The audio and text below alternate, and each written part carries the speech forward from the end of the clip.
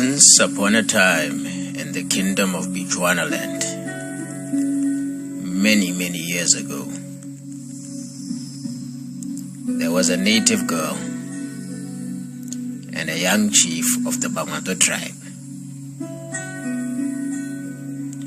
Atop Bologa viewpoint, overlooking the savage kingdom, the girl began to have doubts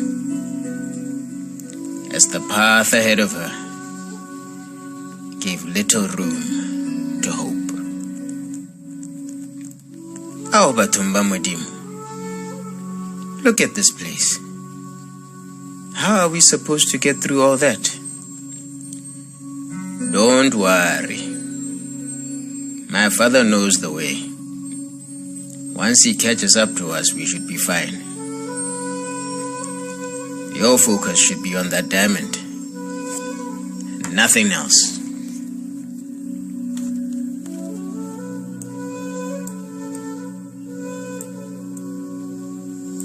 This is crazy. We don't even know if it will work with me. If only Mama was here. How did it come to this?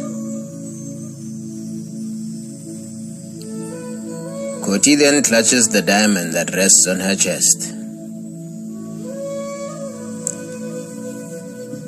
Closes her eyes and begins to wonder how and when this all began. With her bow at her side, she remembers standing at the Timu, keeping guard as her mother and the Koi sisters gather crops for the village. Magala Makapa, the harvest is really bad this year. I mean, look at this scenario. Most of the crops are dead or plagued with the worm. What are we going to do? Keba, ako wikete. You will soon make the baby. Mako Koti is looking into things. We will know soon enough. For now, let's salvage what we can. Nako irotloget. Ijaka. The soil here feels very strange indeed. Koti, come and gather the rest of these crops. There's something I must do before we leave. Mabato then places both hands on the ground, gathers a handful of soil, and filters it through her fingers. After crushing the rest, a message from the ancestors appears on the palm of her hand. The long-forgotten prophecy. I can't believe this. It's actually true. Forgive me, Mama. I should never have doubted you. So what is it? What did you see down there? Matata Ngwanaki. Our ignorance has finally caught up with us. The soil beneath us is infertile and appears to be spreading. Soon, our world will become a wasteland. Hish! All this time she spoke the truth. She was right about everything. What are you talking about? There is a prophecy. The Koi sisters know this. The coming of Luba. The end of all life as we know it. I'm afraid we must make our way to the Barolom farmland at once. But that's in tribal territory. Nothing good ever comes of our people in that savage kingdom. It is forbidden. We don't have much of a choice in the matter. The ancestors have spoken. We will meet with the Bangwatu chief. He received the calling much earlier. Apparently, he will provide safe passage across the tribal lands. Once we're through, we head straight to Orapa. Orapa?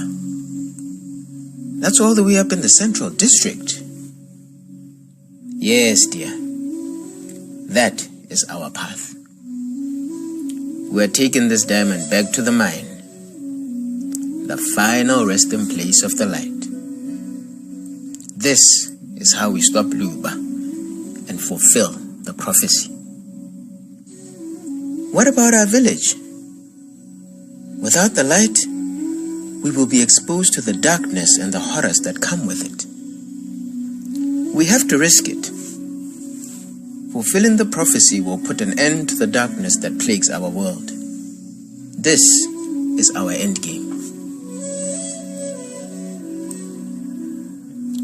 Dineo is right. In the mine, its power will be glorious and provide peace and prosperity to all.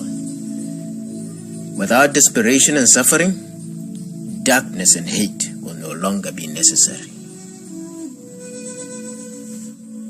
In any case, keeping the diamond will only make it weaker. This has to be done. How can you be so sure about this? Your grandmother. I never told you this.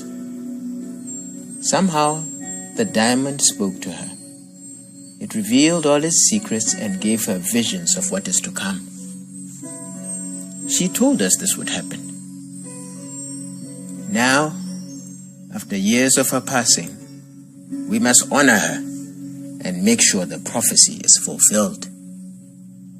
Come, let's set up camp nearby. With any luck, there's still fresh meat on that cow.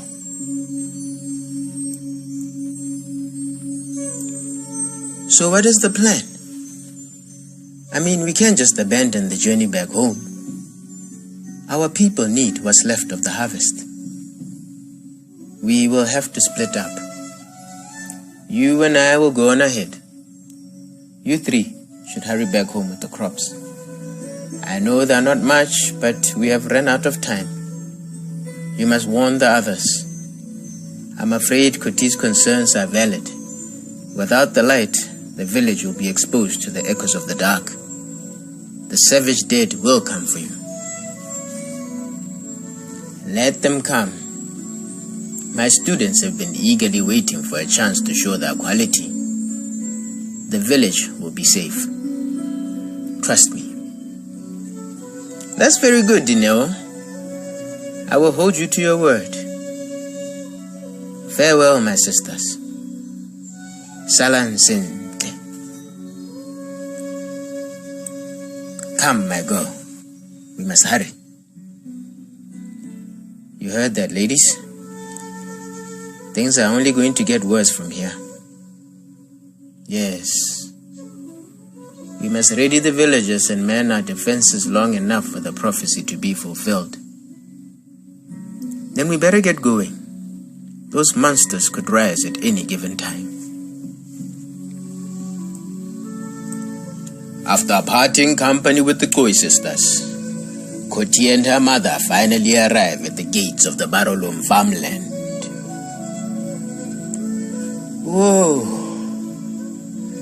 So this is the Barolom village? Yes, dear. This land belongs to the Barolom chief Munsiwa.